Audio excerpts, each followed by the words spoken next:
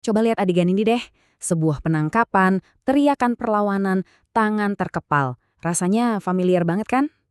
Nah, inilah Del Pedro Marhaen. Tapi pertanyaan yang menarik sebetulnya bukan cuma siapa dia, tapi kira-kira dia bakal jadi apa nanti.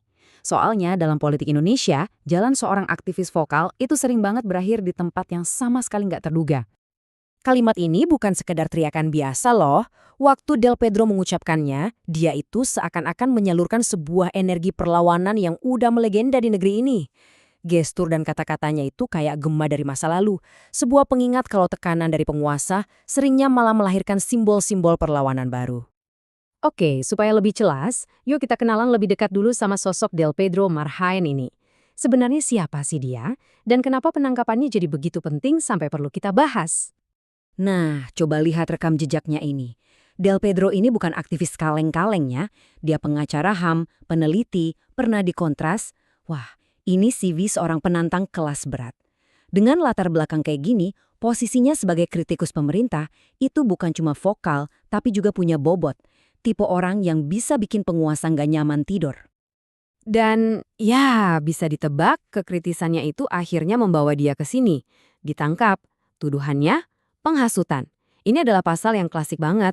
Sering dipakai buat meredam suara-suara yang dianggap terlalu berisik. Inilah risiko jadi aktivis sekaligus langkah pertama dalam sebuah pola yang bakal kita bedah bareng-bareng. Jadi pas kita lihat Del Pedro ditangkap, kenapa ya rasanya kayak nonton siaran ulang? Kayak deja vu gitu. Itu karena ceritanya ini seperti sebuah cetak ulang. Sebuah narasi yang udah pernah kejadian dan kemungkinan besar bakal kejadian lagi. Kisahnya ini ngikutin jejak para pendahulunya. Nah, buat memahami pola ini kita perlu mundur sedikit ke belakang. Ada satu nama yang perjalanannya bisa jadi semacam peta atau bahkan spoiler buat masa depan Del Pedro, Budiman Sujatmiko. Di sini nih, polanya mulai kelihatan jelas banget. Ganti eranya, ganti nama organisasinya, tapi perannya identik. Sama-sama jadi duri dalam daging buat kekuasaan. Del Pedro itu cerminan Budiman di era yang berbeda. Keduanya adalah tipe aktivis yang sama-sama berisiko masuk penjara, dan yang menarik, sama-sama berpotensi berubah haluan.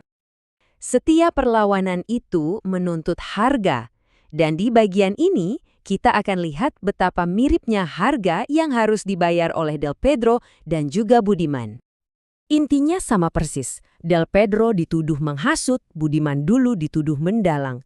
Dua kata yang beda tapi untuk satu ide yang sama. Mereka dianggap mengancam stabilitas versi penguasa. Ini formula standar buat membungkam oposisi, baik di zaman Orde Baru maupun zaman sekarang.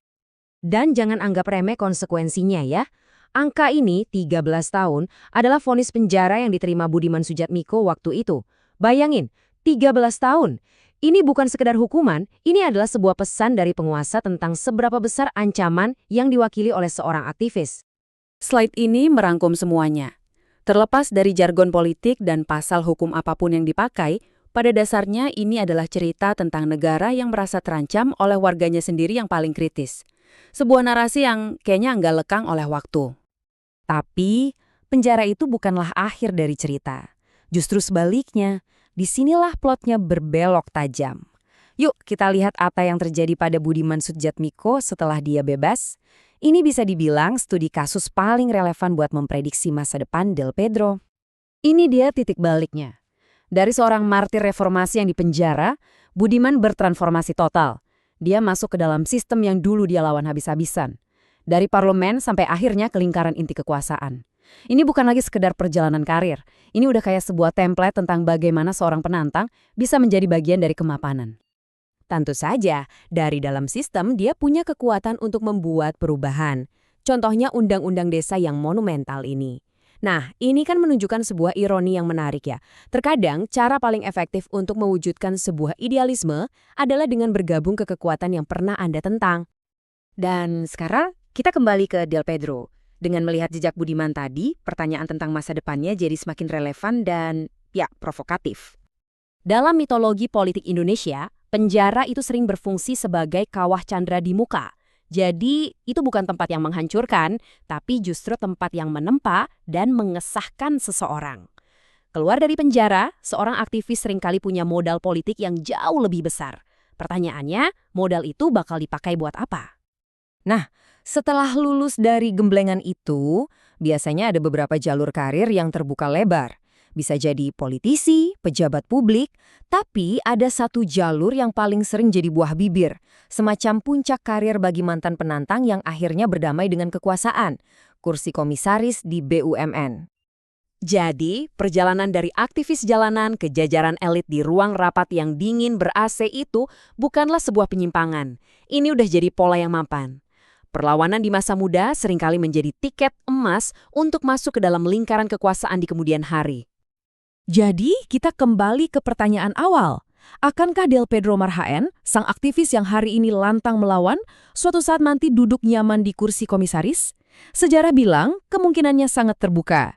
Kalau itu sampai terjadi, apakah itu sebuah pengkhianatan idealisme atau justru babak baru perjuangan dari dalam?